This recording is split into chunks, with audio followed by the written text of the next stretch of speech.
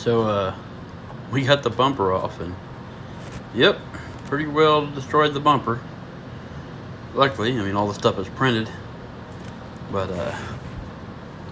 yeah, it actually held up pretty decent. I think what I'm going to do is place the lights on the tower where the camera sits. And then I'm also, since I've got it off, I'm going to go out a little bit further on the wheel spacing. Maybe like 20 more millimeters on either side to give a little bit better coverage. And then this looks like it's in decent shape.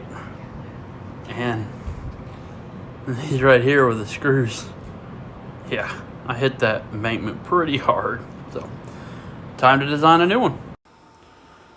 Printed up the new bumper last night. Here we see it. As you can see, it's 25 millimeters wider, so it covers the shocks.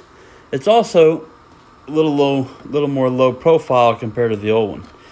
And it doesn't stick out as far. On this one here, it was sticking out far enough that if I come straight up onto something, it would hit before the wheels hit. So now that thing is inset just a little bit. Let me show you here.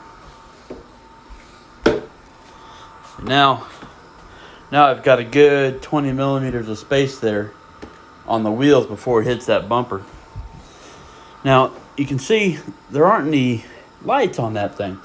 The other thing you see on this is all these little screws, and what that is those screws are going all the way through the bumper and compressing those layer lines to help reinforce it, give you a little more strength, especially down here on the bottom. As far as the lights go, we're going to mount them up here on the top. Instead of using the strip light, we're going to use these little pebble LEDs that have heat sinks mounted behind them. And I'm going to try green to give me a better contrast, see if that works a lot better. On top of that, being as high as it is going to get a lot more viewing off of it. You know, before the lights were only, I don't know, 200 millimeters off the ground. Now they are 400, 500, somewhere in there.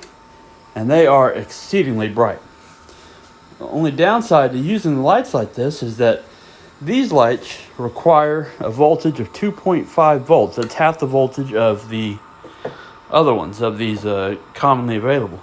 So we had to install another board to drive just the headlights.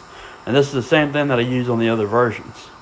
So now I have 3 boards on here at 12 volt, 5 volt, and 2.5 volts for the headlights. But we are good to go. Screwing it all back together right now, and we'll try it probably this weekend.